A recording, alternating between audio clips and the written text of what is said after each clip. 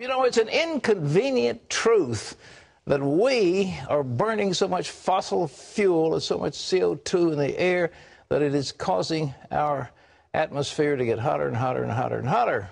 So we've got to cut out all that stuff. That's true. You know, there's so many different theories as to what is causing the Earth to change and the climate and this and that. But now, an important new scientific study actually suggests that the leading cause of the climate change may actually just be the sun, not human beings. Well, Dale Hurd has that story. In the world of climate science, the news came as a bit of a bombshell.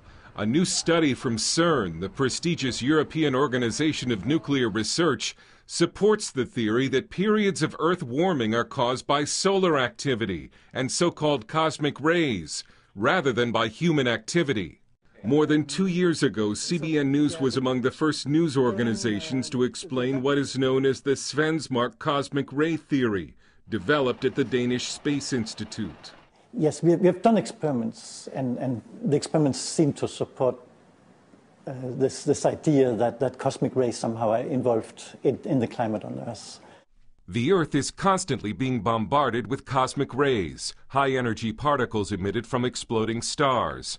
The Svensmark cosmic ray theory says that when these cosmic rays enter the Earth's atmosphere, they help create clouds. An active sun strengthens a magnetic shield around the Earth that lets fewer cosmic rays get through. But if the sun is less active, as it has been recently, more cosmic rays get through.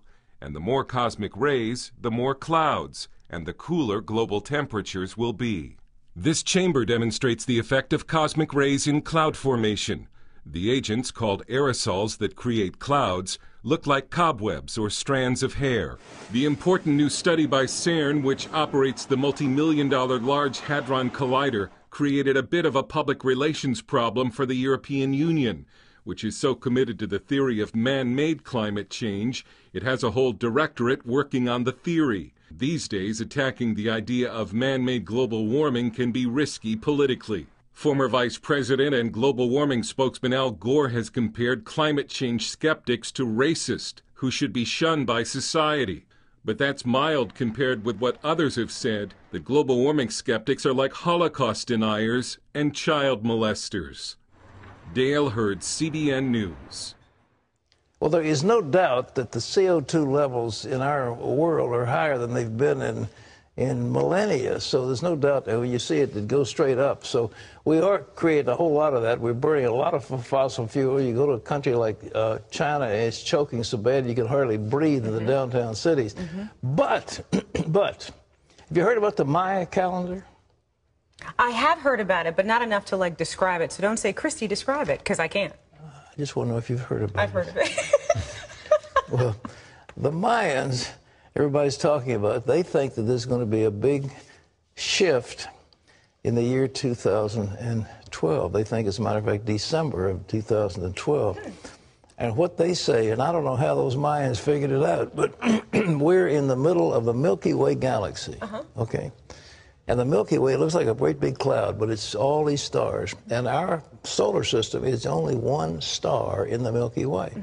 Well, they think that at the core of the Milky Way, that there's going to be an alignment of stars and alignment of our planets, and it's going to exert a tremendous gravitational pull on the Earth. Now, whether they know what they're talking about, I have no idea, but they figured it out, and some astronomers are saying it looks like those Indians were right. How they got it, we don't know. But what we're looking for that could be devastating is some kind of a pulse coming from outer space that could hit this Earth. And, you know, the electromagnetic pulse that would take away our control systems of our electronics, that is a very real threat from a war situation. This pull of the solar system could be very significant. So if our sun's getting out of control, got sunspot activities, and this pulse comes to us, it could be a bad thing. So are the Mayans right? Is CERN right? Who's right? Is Al Gore right? Well, he's come up with something that many scientists go along with, but it's hot on Mars, and they don't have any SUVs running around in Mars. They're not burning any coal plants, but Mars is getting hotter. Why? Because the sun's getting hotter, or whatever that activity is. So keep an open mind, ladies and gentlemen, as we go down the road. Let's not just get stampeded by the latest theory. Well, Lee Webb has the rest of our top stories from the CBN newsroom. Lee? Pat, Americans want President Obama's health care law repealed. Rasmussen Report conducted a poll, and the numbers run counter to predictions that the law would be widely accepted. 57% of likely voters support repeal. Only 37% oppose getting rid of it. Just 34% of voters think the health care law will be good for the country. 56% think health care costs will go up. Only 15% believe they will go down. 55% also believe the law will increase the federal deficit. As much as $60 billion in U.S. taxpayer funds have gone to waste in Iraq and Afghanistan over the past decade, and that number could grow. The Commission on Wartime Contracting reports poor planning, corruption, and fraud have contributed to the wasteful spending.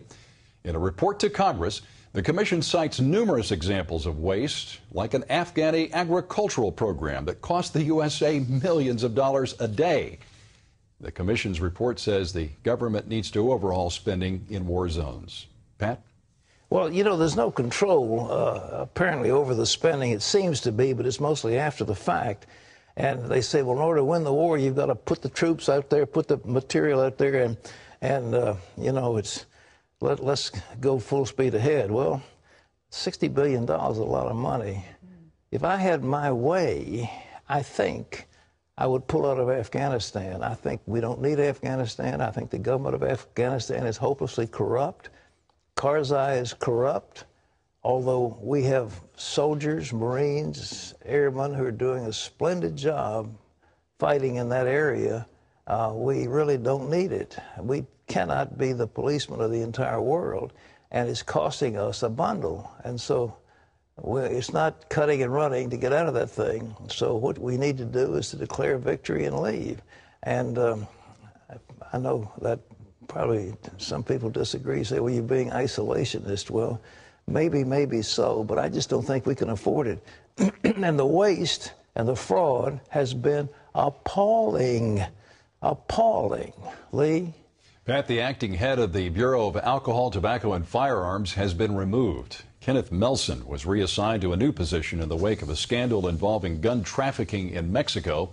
Republicans criticized the ATF for the operation, which was called Fast and Furious. The ATF put 2,000 guns in the hands of criminals. The goal was to arrest the traffickers as they brought the illegal weapons across the Mexican border. But the plan backfired when it lost track of most of the guns. Some of the weapons were linked to violent crimes here in the U.S. At least 2 of those guns were found where Mexican bandits killed a U.S. Border Patrol agent. About 2.5 million people are still without power after Hurricane Irene. At least 44 people are dead across 13 states following the storm, and officials in Vermont are now airlifting food and water to desperate residents cut off by floodwaters. Charlene Israel has that story. Irene is long gone, but the floodwaters are still taking a toll on the Northeast. Damaged railroad lines, washed out highways, and whole communities isolated. What I saw was, the first thing was when I looked out the window, I saw the house wasn't in the right place. Dangerously damaged infrastructure, 2.5 million people without power, and thousands of waterlogged homes and businesses continue to affect the lives of residents from North Carolina through New England. In Vermont, rescue crews are still trying to reach residents in 11 towns left isolated and desperate. The water was really up very high, and the force of it was beyond our comprehension. But for some, this isn't their first flood. This is my second flood in 5 years. My whole apartment, I can't go back in for like a month, 2 months until we got all the walls, do all the electrical work again. In Conway, New Hampshire, 22 were rescued in just a few hours. The worst possible conditions of swiftwater rescue. There's a guy in a tree, hanging in a tree. We had another person in rising water in a house that ended up in his attic. Irene's floodwaters damaged 80 homes in Conway alone.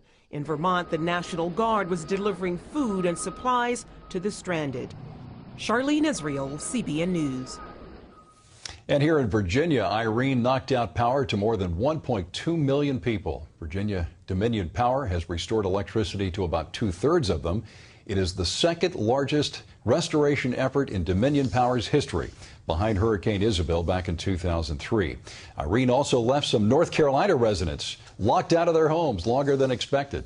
Residents of Hatteras Island tried to return to the Outer Banks yesterday, but they were turned away by police. Only emergency workers were allowed in. I expected to go back in 2-3 days. And that is not. I just brought one pair of shoes, just a few sets of clothes and pajamas. Just gonna have a lot of damage down there and just want to know how long it's gonna be before we can get back to work. Operation Blessing is visiting Hatteras today to find out what kind of help stranded residents might need down there. Pat?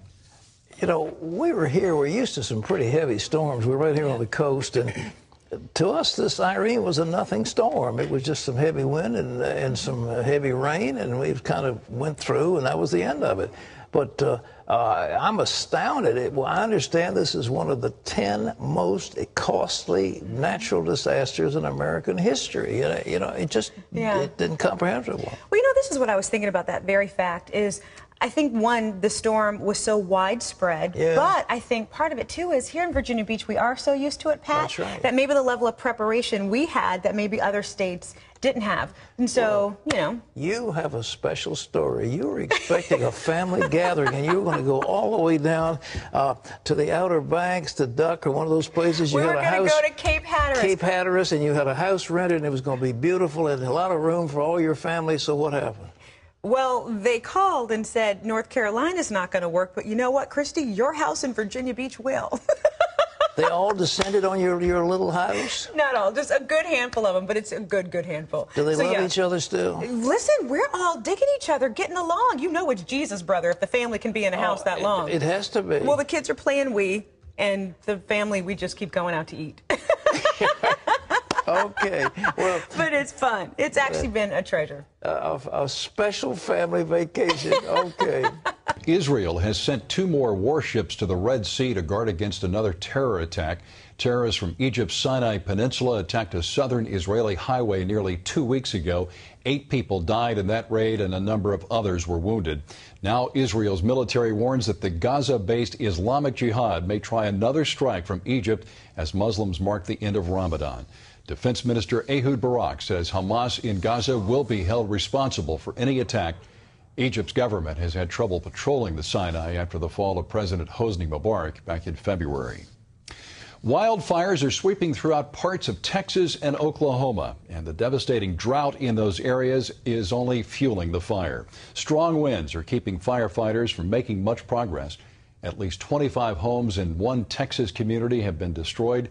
That fire stretches 7,500 acres. In Oklahoma, the fires are mainly in rural areas, but already a dozen homes have been destroyed. Several areas are under mandatory evacuation orders.